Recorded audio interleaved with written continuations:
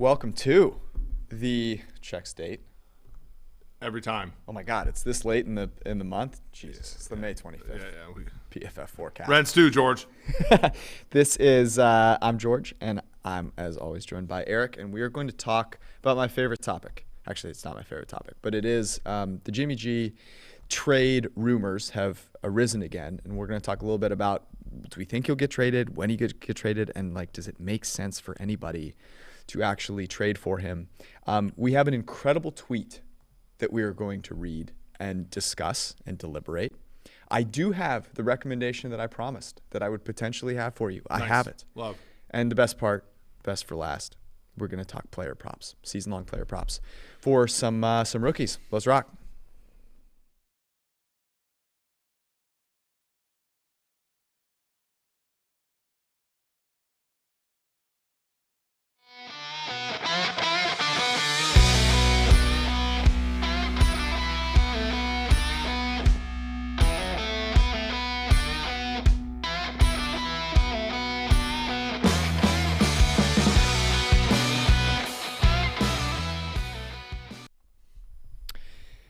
What's up, everybody? I hope you're enjoying the last week of May here. Thank you to everybody that's watching us live on YouTube right now. By the way, if you don't normally come and hang out with us live, the chat is a blessing. It's a blessing. Come It's a participate. bunch of participants. Members of the syndicate. Yep.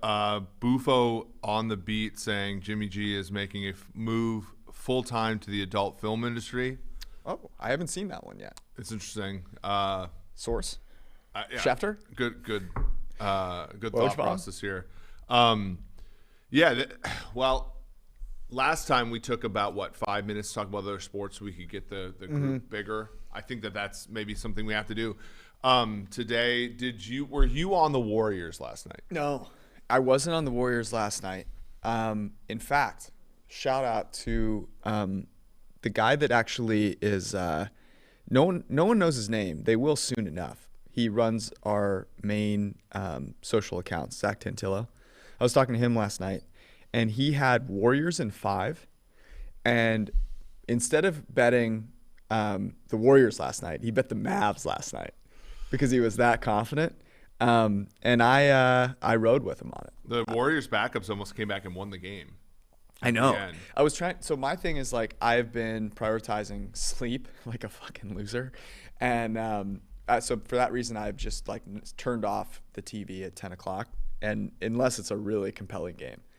But I've been staying up later the past few nights, and so I had it on, and I was just minding my own business, brushing my teeth, and all of a sudden it's an 8-point game, and they almost came in and gave it away, but ended up holding out. Apparently there's COVID that in the Heat group.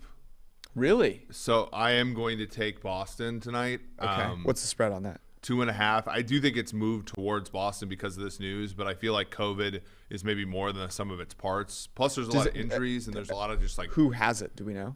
I heard it's sweeping through. Oh. Yeah, sweeping through. Because the way that series has gone for me is every time I think one team is in a position to dominate, they get blown out. Mm-hmm. Or as Emmett Smith would say, blowed out. I was waiting for you to say that. I guess if it's 2.5 is nothing. So I think I'm with you there. Alec Gilligy in the comments at the airport. Thank you guys. Clutch. Which airport, Alec? I'd like to know, because there are some airports where the people watching is almost as entertaining as a show like ours. And then there are other airports where that's not the case. I think of O'Hare. The people watching is worth everything. Minneapolis, Indianapolis, anything with Annapolis at the end. I'm fascinated by airports. Well, no, you hate airports. I do hate them, but I'm in them a lot, and I feel like I generally know what I'm doing in them. I think that they can be intimidating. I'm the guy that I hate them so much that I always make sure I can go to a lounge, and if I can't go to a lounge, I'm kind of despondent. But I feel like there's a lot of opportunity to make, and I think that's what we're talking about here is sports betting. What if just airports, it doesn't matter where they were, you could bet in airports. I know. That's the thing. Actually, let me bring up a tweet here, because I was going to do this at the end, but it was really cool because I interacted today with somebody who's a listener to the show that I normally, and I don't, my follower to follow count is like pretty, like I don't follow that many people. Oh, look at you. Yeah. Humble brag, Humble bro. brag. But like, but our friend Andy Molitor, who is at BetSperts, really cool, really fun guy to talk to. Great guest we've had on the show before. He tweeted yesterday. He goes, betting at Circa Sports. By the way, Circa Sports is like a sharp sports book, but it's in fewer states than states are legal, right? It's in Nevada. We've been to Stadium Swim before, but it's also in Iowa where our colleague Ben Brown lives. And Andy is from Minnesota, and he goes, betting at Circa Sports while I'm in Vegas versus betting at Circa by barely crossing the border into Iowa. So he drives from Minnesota to Iowa. There's a casino in northern Iowa called Diamond Joe's that is as big of a privilege as it sounds like. He says, and he took a picture of this gas station. And he takes a picture of Stadium Swim, which look. Even if you don't like sports, the scenery at Stadium Swim, let's just say, is pretty nice. Place, beautiful place. He goes, seems like I really need to get back to the desert soon. He shows a picture. Mr. Taco Castle, Bailey Zappi Stan account, quote tweets and says, "Wait till you see the Lawrenceburg Burger King I visit." Wow. And, so people and are as somebody who's used that Burger King parking lot a number of times, because the thing about these geo-tracking systems and stuff like that is, there's a sports book in Lawrenceburg that you can walk into, but there are places within that sports book where like Caesars doesn't work, DraftKings doesn't work, FanDuel doesn't work. And then it's basically like this Burger King parking lot is like the one place if you don't really want to go all in to Indiana, right? All in. Like you just want to play just a tip with Indiana. Like there's not, like you basically have to go to these like certain parking lots and maybe the app will work. So now every time I drive by, every time I go by some random parking lot and it's filled up in a state that you can bet in, I'm going to be curious. Now you know. And so the reason this gentleman he DM'd me, says I'm a fan of the show. I listen to the show. We appreciate you. And we also maybe grab a burger sometime. Exactly. And then I also talked about how absurd it is because it's not even this. If you want to play college DFS is legal in Kentucky, but not Indiana or Ohio. So there's this weird thing where if you want to, you can alter your lineups in an illegal state, but you can't originate one. Mm-hmm. So there's this, and I've gotten kicked out of DraftKings like 4 or 5 times for doing this. But you drive to Indiana to bet sports, then you get in your car and you drive, and you don't want to get off the highway because that's a waste of your time. So then you're driving for 2.5 miles through Kentucky, and you're trying to make fake lineups. You're really just loading up lineups and hitting enter, knowing when you come back, you'll actually fill them up with players you want to have. And if you're just not in the meat of Kentucky, they'll ban you, right? They'll be like, "Oh, sir, you're trying to, you're trying to play illegal games and stuff like that." So the struggle's real. I have not experienced those struggles, but now I'm thinking about a couple of things. The first is when I was in Michigan, I was at the Detroit airport. I passed my time by betting on sports in a way that didn't suck, and it was lovely. The only thing that really stinks is that you have to re-log in and reclaim your state and all this stuff every single time, and that's a pain in the butt. But it makes a ton of sense to me that you should be able to bet in airports. Airports are the place where no rules exist. People are having a beer. I've talked about this before. You walk into an airport at 8 a.m., dudes are at the bar at Chili's having a beer. There are no rules. They're just random massage parlors that you find in airports. People are like, yeah, you know what? I'm just going to get a massage before I hop on this flight to Atlanta. Not a big deal. What's wrong with making sports betting legal?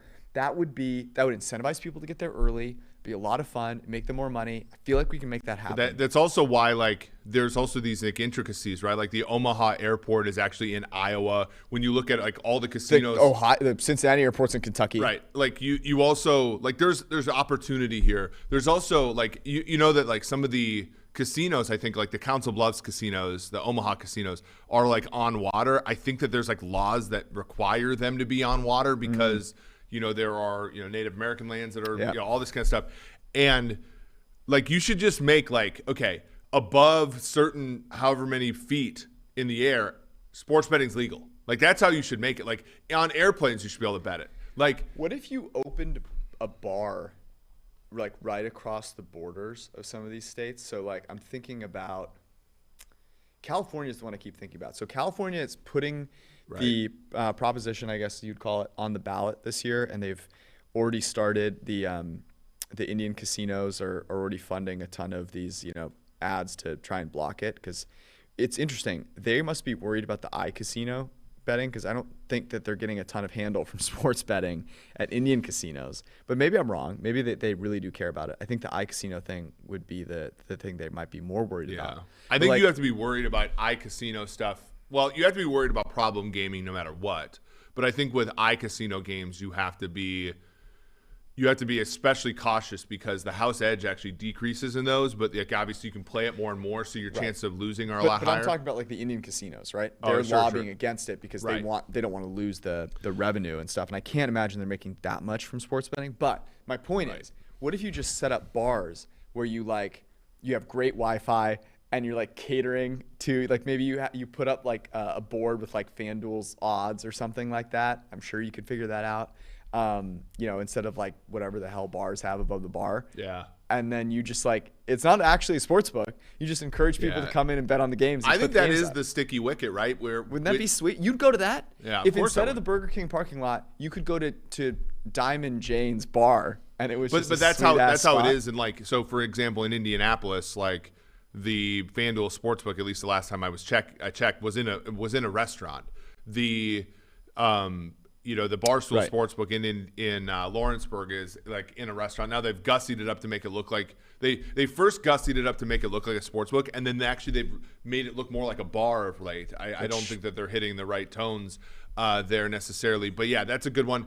I do think you've hit upon one of the big reasons why sports betting legally is not getting as much traction as we thought, which is relative to an actual casino, the sports betting is just not a great revenue proposition for the individual books, right? Because you have to have you don't have to buy a risk management team for blackjack. The game manages risk itself.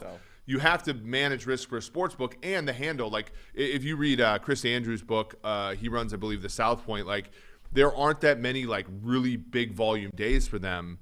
And there's a lot of days where they lose. Whereas like with a casino, like let's say you go to a big casino in Vegas, like they don't lose money on days just because of the volume and the math is just such that whereas the sportsbook can lose money on a certain day. Like if there's a big decision, like if the Super Bowl goes pear-shaped for them, like that's a risk. Like a lot of the risk reward sort of situation is not necessarily what a casino wants. So they're not going to advocate for it as heavily as the consumer will. Yes, the iCasino, the iGaming stuff is harder to get past in states for obvious reasons. There's this interesting difference for a lot of people between like gambling and betting on sports. Like gambling versus, playing blackjack, people don't feel like they have expertise on, but they play it for fun and it's addicting and all that stuff. Betting on sports, there's like this sense of I know something, right? And this is a passion for me and I do it. So I do think that there's this interesting market, and to be clear, the market is lucrative as hell. And, the sports books are making a lot of money. It's very lucrative for the apps. I think for a brick and mortar sports, a brick and mortar casino, I think doesn't benefit that much from sports betting. Agreed. And that I think is where you hit the impasse, which is the Native American casinos. Like everybody's like, oh, this is just another revenue stream, and they're looking at it like, actually, no, we're not taking that much handle, and that's if we make good lines, right? And making good lines is costly, and hiring the staff for all that.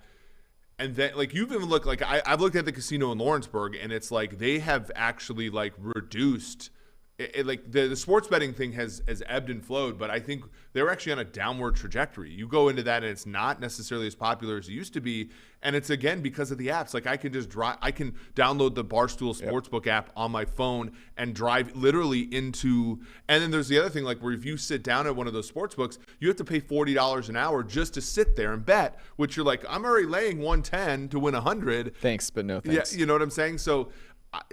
And that's like where like you're going to get the politics because the brick and mortar casinos, which have the infrastructure that you want to be able to sort of like skirt some of the legislative, not legislative, but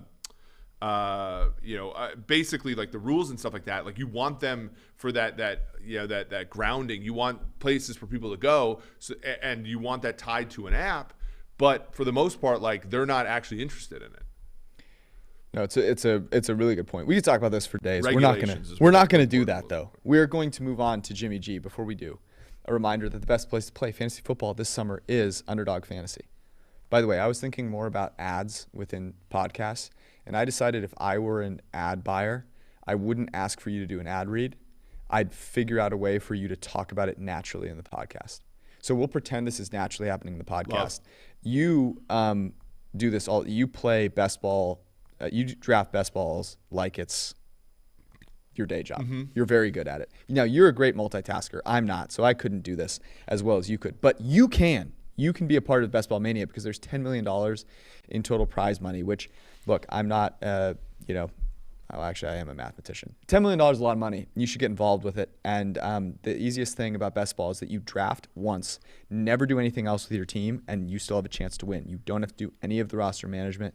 And you sharpen your drafting abilities in a real stakes situation to then draft your teams. There's a reason that Underdog Fantasy's ADP, average draft position, is what we use, what our analysts use, what we'll have on our website very, very soon, so that you can get a sense of where players are being drafted. Plus, Underdog is going to double your first deposit up to $100 when you sign up with promo code PFF. And if you play 10 of those dollars using the promo code, you get a free PFF subscription. So this is an incredible deal. So go to underdogfantasy.com or the App Store and download the app. Use promo code PFF when you deposit. And when you play Best Ball Mania, win millions, get a subscription, you're in luck.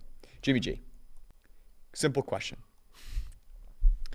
Does he get traded this season? Yes.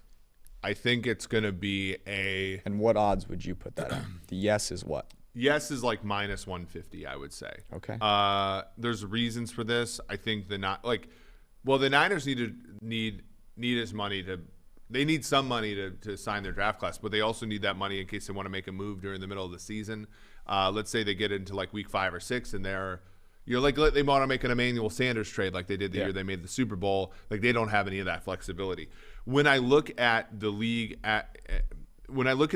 like there's a few reasons why they probably should wait at least until like August. And even since we've started hanging out, it's like 2016 Teddy Bridgewater tears his knee up. Vikings trade for Sam Bradford. Mm-hmm. Sam Bradford's not going for a first round pick unless a team's desperate.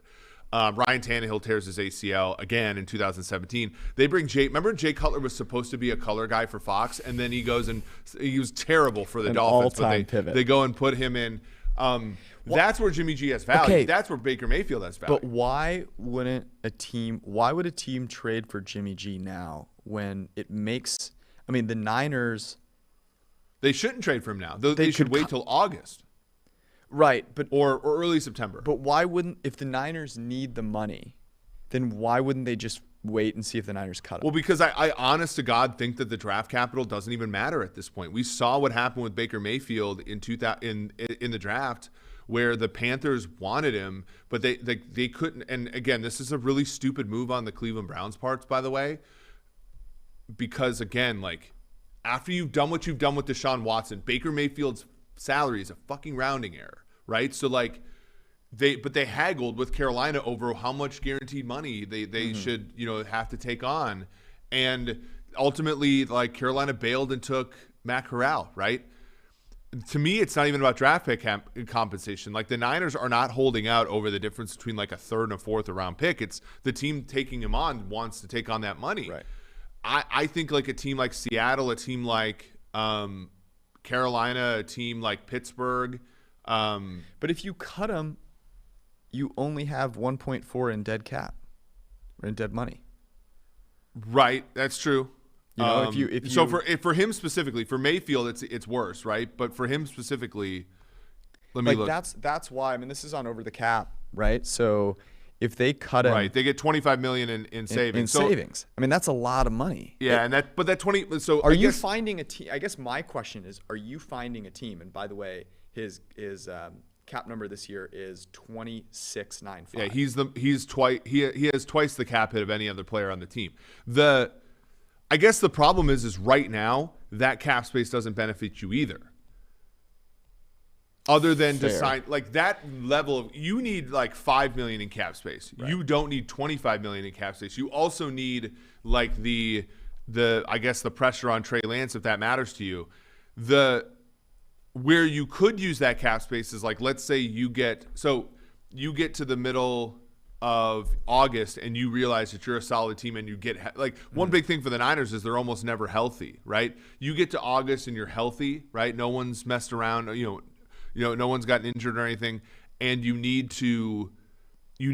money to maybe trade for Von Miller type, right? Like what the Rams had. You need the money to trade for like Brian Burns or something like, and again, I'm throwing names out there that it might not need. Then that level of money matters. Also rolling over the cap, and this is where like the limits on my expertise are just stripped here, but like you might want to roll over that money. But like right now, I think it's like the draft pick compensation that they could get right now is not high enough for them to sort of like bail, and the cap savings that they get are not necessarily like they might not think it's worth it. They could get a first round pick if a team has a quarterback get injured in August, though. Right. And that I think is what they're holding out for. The problem that I have here is that they have the same. I mean, the Browns have the same incentive to hold on to Baker Mayfield that long. Like, you're still competing with another team for that. And if the Browns want to take less, then,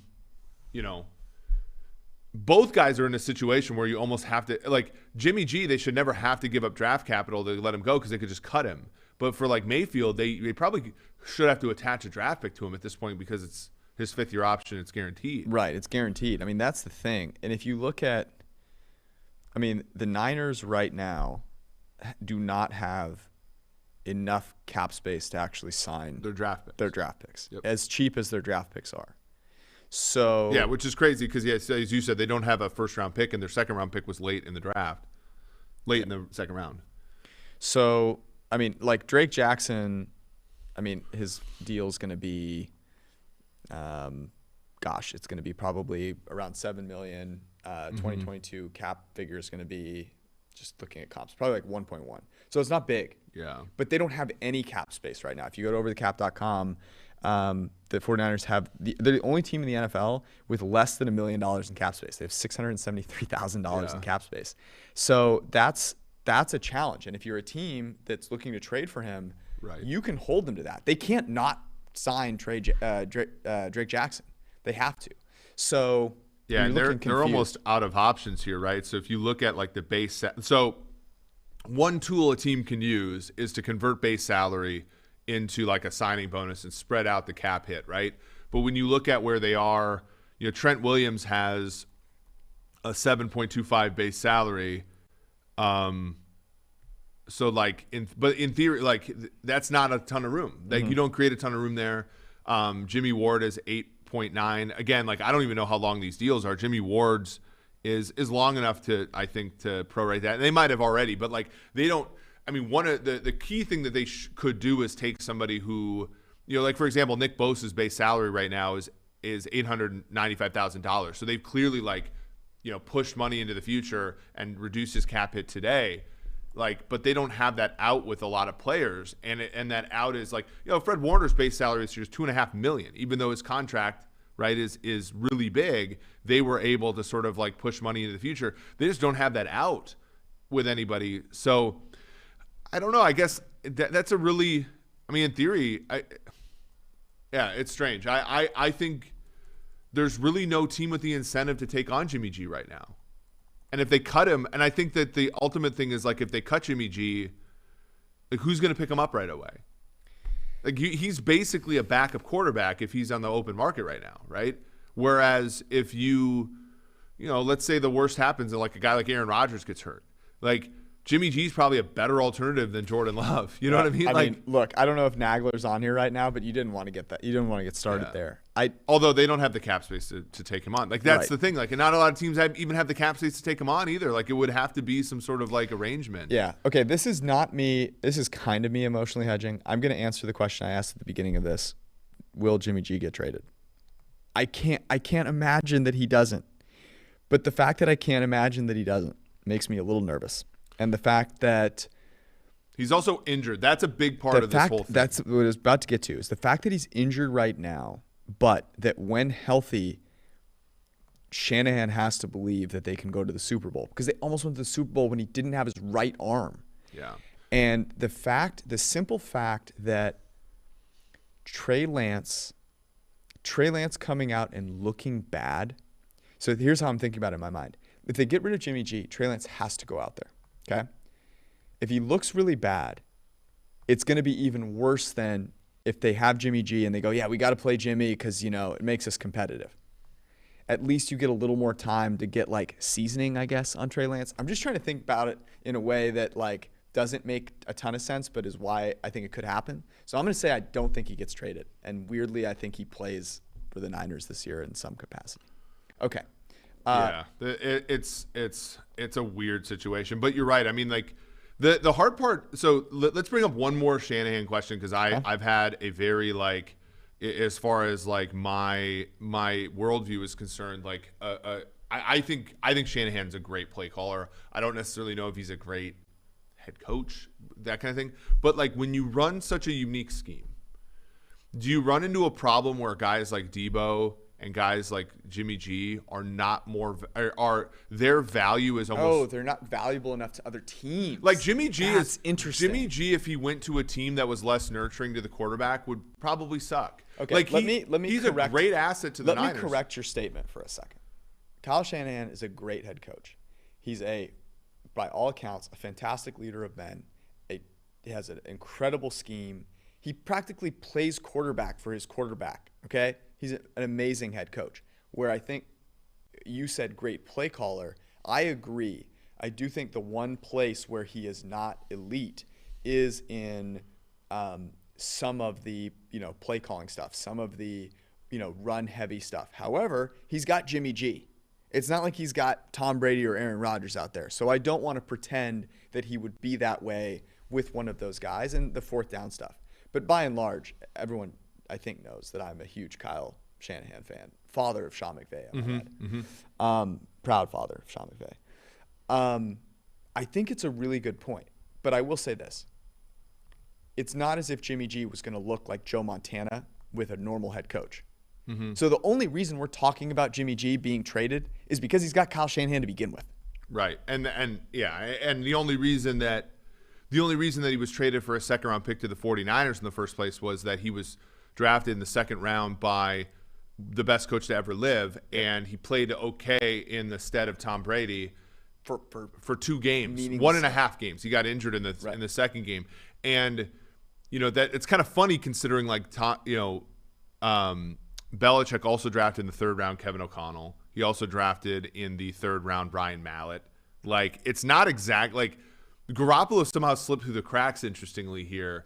And Garoppolo's better than those guys. Don't throw that shade. I understand that, but the Houston Texans traded a 7th round pick for Ryan Mallett after he went through the whole Belichick thing. Like, Garoppolo showed enough promise where everybody looked at the other results and was like, oh, he's actually better than all these guys, which is probably true. But I think – Are they not – so, sorry, back to the trade thing again. Are they not going to say, okay, people don't want to trade for him because he's injured. We have confidence that he'll look good in this offense if he's healthy. We're going to trot him out. What I thought they were going to do last year, which is we're going to trot him out there. We're going to play well, and then we're going to trade him to some team that loses their quarterback. Like, they're just going to try that again. Yeah, well, and somebody brought this up in the chat, which I thought was interesting, was also like the Houston Texans. Like, the Houston Texans are making a big gamble that Davis Mills is ready for this year. But in reality, like, what if he – like, I always think back to the year that Peyton Manning got injured. Yeah, but they got to want a top pick. Yeah. He's got to go to a team that wants to win, right? I actually don't know. Like, because I remember when when Peyton Manning's last year, when he had the neck injury with Indianapolis, they were going to go with Curtis Painter and then eventually Curtis Painter was so bad in the preseason that they brought Kerry Collins out of retirement and played him the first 3 games.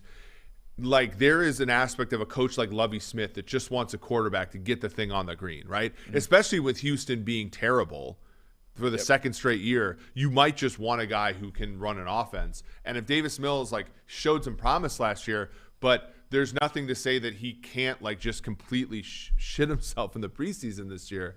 Kind of interesting to talk about. I do believe that Shanahan is the best coach for a lot of players, and that reduces their value on the open market to some extent. I think that's fair. Okay, before we get to our next topic, which will be some betting that we're doing, including Eric has a new Jets. He was on the Jets last year. He has a new team that he's going to melt their chances of success this year by betting on them, and I can't wait to tell you who it is. But before we get to that, right now at pff.com, 25% off with promo code FORECAST, FORECAST, and you'll want to get started because the draft season is upon us. It is very close to happening, and you want to be on the forefront of those things. Get all of the unlocked fantasy content from 3-time top 5 fantasy ranker Nathan Yonke, projections by Eric and his team, Dwayne McFarland, who his sole goal in fantasy is to win money in high-stakes leagues and then tell you how he does it, Ian Hartitz, who is the most engaging, hardest-working fantasy analyst on planet Earth, and, of course, Kevin Cole, who brings that little mathematical touch. Get all of their content for free, all of their all of their rankings with a PFF subscription, 25% off with the promo code FORECAST. And, of course, if you want all of our betting tools, get an elite subscription. It's a little more, but it's worth your while, and you get it for 25% off for an entire year. All right. Last year, take the people back here for a second. Oh. Last year, going into the season, and I got to be honest, I hopped on the bandwagon with you because I'm a Bobby Salah supporter. But you were all in on the Jets. This year's Jets. Are you ready? I have made another bet. The real ones were on the Jags when it was 7-1 to win the division. Yeah. A little bit higher than that, 8-1 at times. I think it was even 10-1 early pre-flop. But I have since, because this market has opened up, we make it 19%. This is 18%, so it's really only 1% edge. But I'm doing this. I'm doing this to get out ahead because there are a lot of smart football analysts who are gushing right now over Trevor Lawrence and Trevor Lawrence's low turnover worthy play when the game was tied. Or, by the way, it's cool and everything to look at a player's statistics when they're ahead or tied or ahead, and that's great. And they perform well. Every quarterback performs well when they're ahead or tied. They were also part of the reason that their team's trailing. Let's be honest. Don't lose sight of that. Now they might not be the biggest part, and I know Lawrence was under a cloud of dysfunction last year, but let's not ignore that. That being said, all of these people, all the group chats, all the hey, this quarter, the Desmond Ridder lovers of the world. By the way, did they bet Desmond Ridder in round 1? Did they pool their money together? That one was fun. The syndicate did. The group chat syndicate did. I certainly not so much. I took Jacksonville at plus. It ends up being about plus 450 to make the playoffs.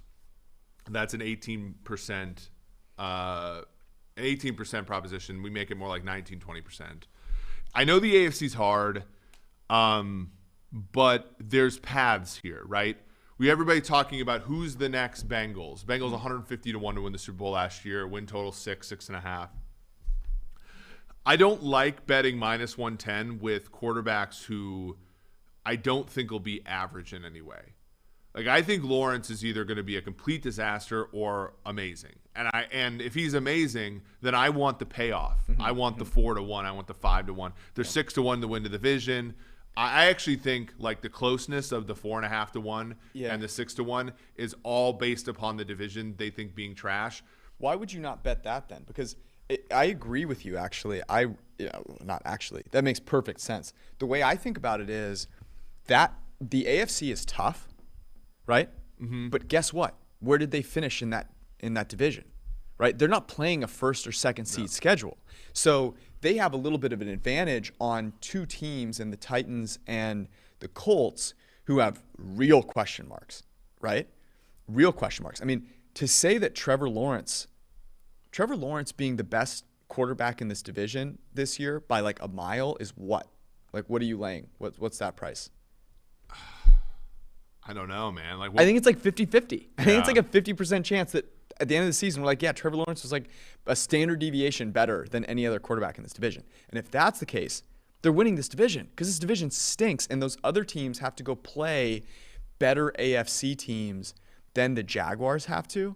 So I don't know. I really like it. I would bet them, I like the reach the playoffs. Here I go again on my own with you betting on this team. The one difference is that we bet on the Jets where we had no information about their quarterback. I think we have information that Trevor Lawrence could withstand absolutely horrendous leadership. And, whenever you can come out of that still standing, and Doug that's Peterson impressive. in year 2 with Carson Wentz and now that, like, so the parallels between the Eagles of 17 and the Jags of 22 are not perfect. They're not like the Eagles loaded up, right? The Eagles got, I'm trying to think of all the players they got in 17. They got Patrick Robinson. They got Rodney McLeod. I think it was 16 or 17. They got him in the fold. They drafted Rasul Douglas. They traded for Ronald Darby. They already had a defensive line that had Graham and Cox and guys like that. Their offensive line already had Lane Johnson and Brandon Brooks and like a bunch of good players. And then they signed Alshon Jeffrey, and they signed Torrey Smith, and they signed Nelson Aguilar was a first-round pick that finally emerged out of the slot. They traded for Jay Ajayi in middle of the season. Now, that's not what the Jaguars have done, but you can make an argument that Trevor Lawrence is a better prospect than Carson Wentz was, and the Jaguars get Travis Etienne back. James Robinson appears to be too injured, I think, to be a factor this year. They drafted Trayvon Walker to go with Josh Allen. DeJuan Smoot had 50 pressures last year as well. They get, was it Foye Oluokun, which, I mean, fuck, $15 million a year for that. But like, they're starting to, and then the wide receiver position, Christian Kirk and Zay Jones, like, this is like Eagles light, right? Is that enough to win this division? It could be. I'm getting convinced. I'm getting sold on it. The other one, you like another team here. I like to fade other teams here. Yes, sorry. I mean, you like another bet here. I took these today. New Orleans under 8.5 is the one that you sent me, and to miss the playoffs, minus 150. Here's the challenge that I have with that. Jameis is decent. And I know Sean Payton is a big loss, but the NFC is so bad, and they are a talented team. So I can see it. Like it's weird to me because I feel like that New Orleans, and I can get on the under 8.5, but I do think that, like, man, couldn't they win 8 games and make the playoffs? Like, that division or that conference is so bad. Yeah, but okay. So the way I see it, like, I think the market is way too. Are you fading Jameis now? I'm not fading Jameis. Uh-oh. Jameis is coming off an ACL surgery. Uh-oh. He is loss of faith. We're gonna have to tell Timo this. Carmichael is the offensive coordinator. Yep. For all intents and purposes. He's been that guy for a while, but he has not called plays. Dennis Allen, is a great defensive coordinator from what it sounds like. Last time he got his chance to be a head coach, it was pretty bad. They are, Michael Thomas, like, we have no idea whether Michael Thomas is going to be good again. Olave is a rookie wide receiver. You just don't know how those guys are going to produce. We're going to talk about their props in a second here. And then Jarvis Landry is off-injured older guy who might not, and then on defense, like, they lose Malcolm Jenkins. That matters. They lost Marcus Williams. They replaced him with Marcus May, but I think that's a downgrade. They lost Hendrickson 2 years ago, which I think hurt their pass rush some last year. And like in the NFC, you can just squint. Like, look, you have the first 5 teams, right? You have Tampa Bay, San Francisco, LA, Dallas, and Green Bay. Okay, so now you need 2 more, right? One more. I think Philadelphia is probably better than New Orleans. Minnesota in London is a 1-point favorite against the Saints, so they're technically a better team on a neutral field. And then we squint and we look at, okay, there are teams with better upside. There are, the Commanders have better upside. I think the New York Giants have better upside. I think you look at Arizona. You hate Jameis Winston. I'm not Arizona. I didn't even include Arizona. I know that was surprising. Arizona has better upside. The Commanders do. Look, and again, I'm not a big Carson Wentz fan. I've said it on Twitter. I'd rather pass a kidney stone than watch him play a 60-minute football game. But I think Carson Wentz. Look, Taylor Heineke was fucking dreadful last year. This is you finally getting on board with it takes more than building around a QB. Yeah. Oh my God. We lost him again. We're not talking about that. Okay. Again, we make it 57.9%. For New Orleans to go 8 wins or under. We make it 63.9% for them to miss the playoffs. So both bets make some sense. Yeah. And again, I like that. Like, I'm a big time Cap is real fan. I don't necessarily mean that means they're going to suck this year, but I do think that means you should be weary of laying big numbers for the New Orleans Saints. You mentioned Chris Olave. Let's talk about some season total over-unders for rookie receivers. So here they are. Let me start with, these are not listed. These are on DraftKings.com. And these, I'm going to list them in order here from highest to lowest. Treylon Burks, Tennessee Titans, that's set at 869.5. These are all, except for one that I'll mention, minus 115 aside. Next is Garrett Wilson, 749.5. Next is Drake London, 764.5. Next is Chris Olave, 719.5. Then we have Sky Moore, 680.5. Christian Watson, 675.5. And the only one that is not minus 115 is Chris Olave. The over 719.5 is minus 25, under minus 105. Which of these? Oh, and I forgot Jahan Dotson, 611.5. That's the lowest one. What sticks out to you here? Because there's one in particular that really sticks out to me. Yeah, so the one that I'm going to go under on is Treylon Burks. Yeah. I mean, you're a fitness buff. The fact that he couldn't get through. And I know, look, we're talking about a 20, I actually don't, anywhere between a 20 and a 23-year-old man not being able to get through an unpadded practice in Nashville. And we're not talking, it's not fucking July. It's May. I'm fading that. Hardcore. And a guy who people were we're not fat shaming. We're not fat shaming, no, but we would never do that. But the guy is not in great shape for a wide receiver. And if he asks, look, my biggest thing is how many wide receivers have been sustainably good or how many players have been sustainably good in the NFL that needed to be babysat as far as their fitness? It's not that many. Can I also? Yeah, it's weird. And by the way, he's replacing a guy in A.J. Brown who gets overlooked because DK Metcalf is a superhuman. Yeah. A.J. Brown is a physical specimen. Yeah. And, yeah. Also, for him to be Todd Downing kind of low-key sucks, too. For him to be 120 yards above anyone else on a team that is going to run the hell out of the ball. This is the last dance for Derrick Henry, and Miami dance. He's going to look, and there's no holes. Yeah, and it's going to be a dance for him. Okay, so we're locked in on under 869.5. I am locked in.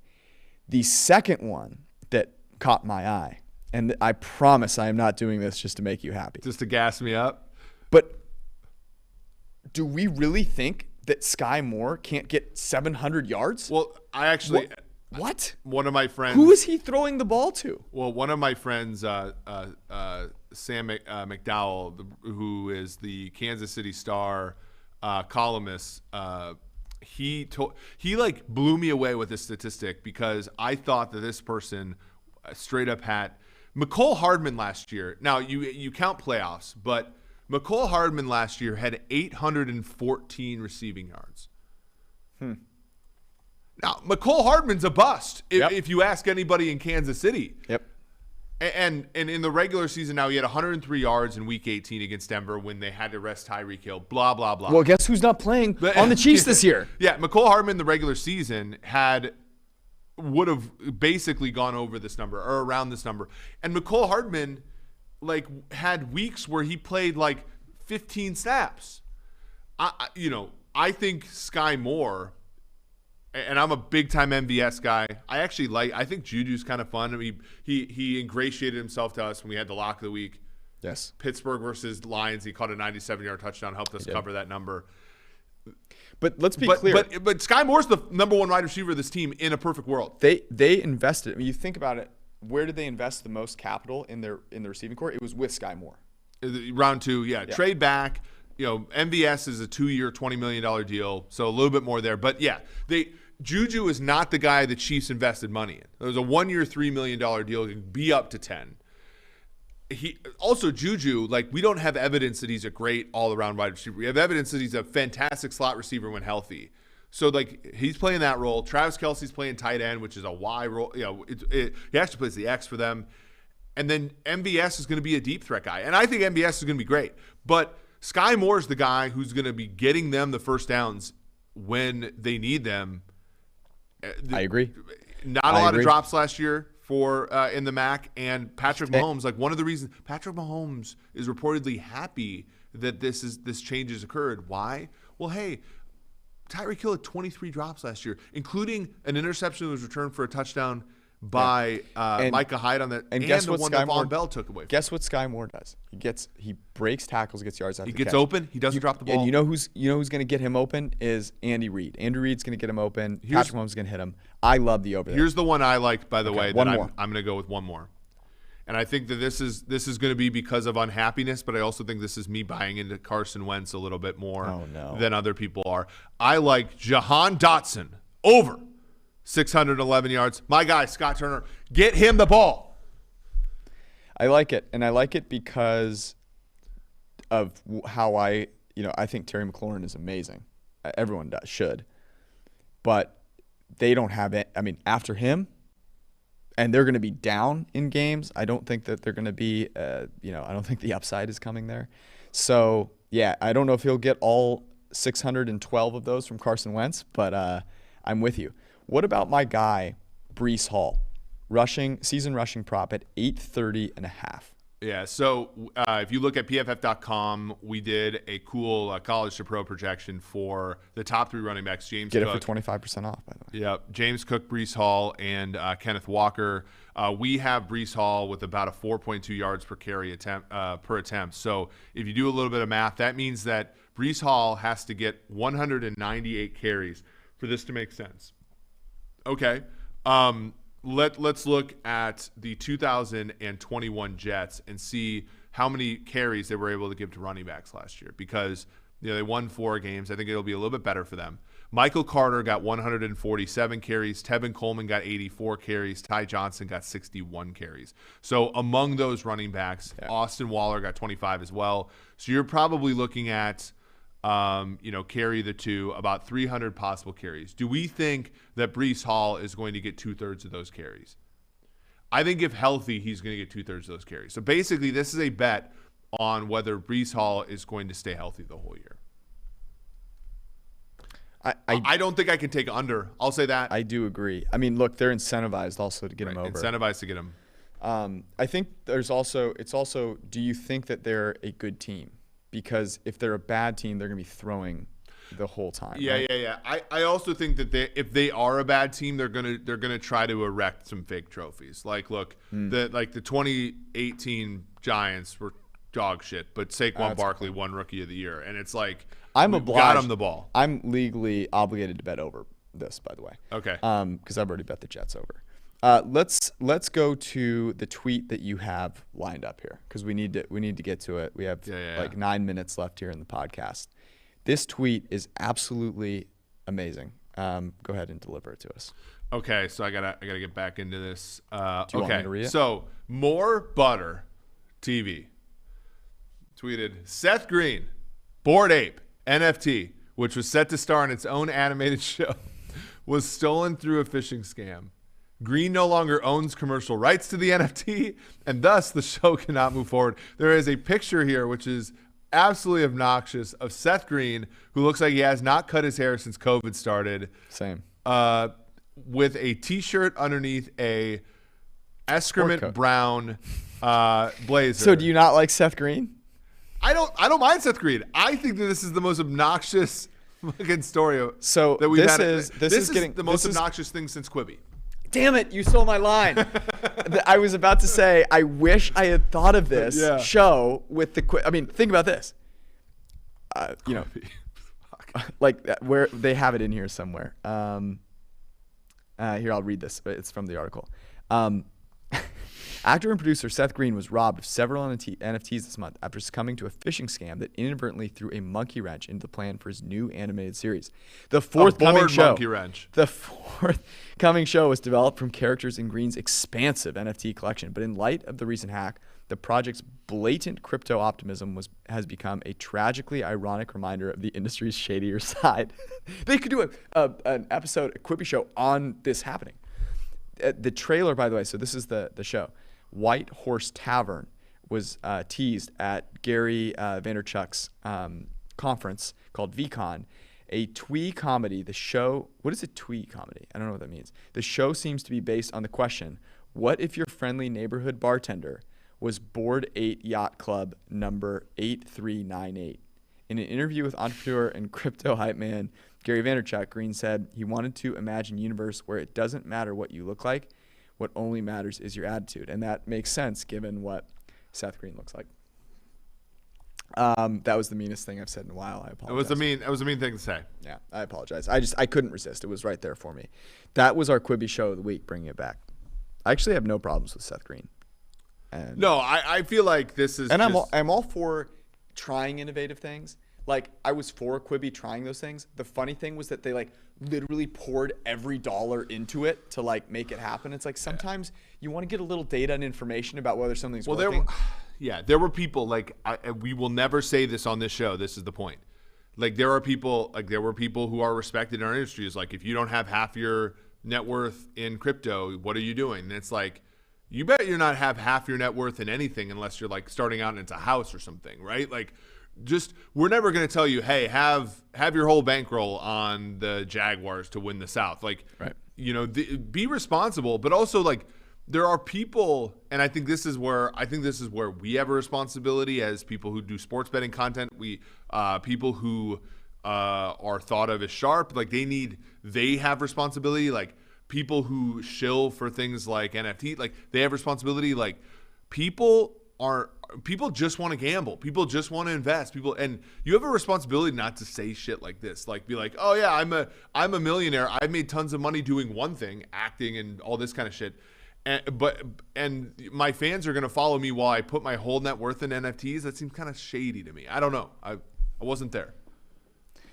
Okay, I have a recommendation for the people. Oh, nice. By the way, I listened to your recommendation last week, which was fantastic. I'm trying to remember the name of the podcast now because I am a moron. I have it in my library here somewhere. Yeah, Against the Rules. Yeah. Against the Rules, Michael Lewis. And it was about male overconfidence. And it was a fantastic episode. And it had me thinking, by the way, Eric, about sports betting. Find me a male that isn't confident in their sports take and willing to bet on it. Well, you can't find one at this table. No, I can't find one at this table. Well, I thought honestly, it was fascinating. As somebody who listens to a lot of sports betting content myself, just because I respect a lot of people in the space, like there are a lot of like take our friend Rufus Peabody. Like a lot of people say like his podcast isn't necessarily all that entertaining because Rufus, and people who comment on the show are like, oh, Eric does qualification. He qualifies things too much. It's like, well, yeah, like I'm only going to bet this if the price is minus 105 and not minus 115. Like that's because there are actual reasons here. But like that's the hard part about sports betting content now is like really sharp folks like Rufus, like they're winning because A, they have an edge, and B, they know the difference and they can appreciate the difference between minus 105 and minus 120.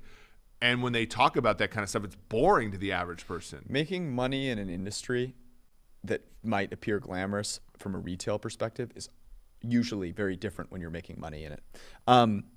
But anyways, this is not my recommendation is this. So there's a guy, he's on TikTok and Instagram. His name is Thomas_Straker. He does this series on butter. He makes all different kinds of flavored butter. And is his name Anthony Trash? No, but I made one of them. It was Café de Paris butter, and it was very good. And so I recommend that you go check it out and try it. He has a bunch of them. I probably wouldn't make a lot of them just because I can't consume that much butter. But for a special occasion, it was worth it. I'll probably try another one of them at some point here. My recommendation is you go check it out and you give it a try. Here's the thing. You need recommendations for all of the food content that you should actually try making because there's a ton of it. And it's hard to know. Is this just like a cool video? And like the other thing is a lot of these recipes that you see on there, it's like, yeah, here, come get 60 ingredients. My favorite thing is like, yeah, you want to make like this really basic thing? Go spend $200 on it. Well, and like, isn't like the shtick like the food blogs all start with like the story that elicited why they love this food, and everybody's like, yeah, no one cares. I just want to make a risotto. Well, right now, a lot of them are really focused on like the sound and visual component of it. You know, it looks cool, it's well produced, but then you try and go make it and you need like 70 ingredients to try it. Anyways, that's my recommendation. It's a lot cheaper than the recommendation that I gave last week, so you're welcome. And also Eric's recommendation from last week. A lot of good episodes there. That was our show. We'll be back on Sunday night. We love you all. Peace.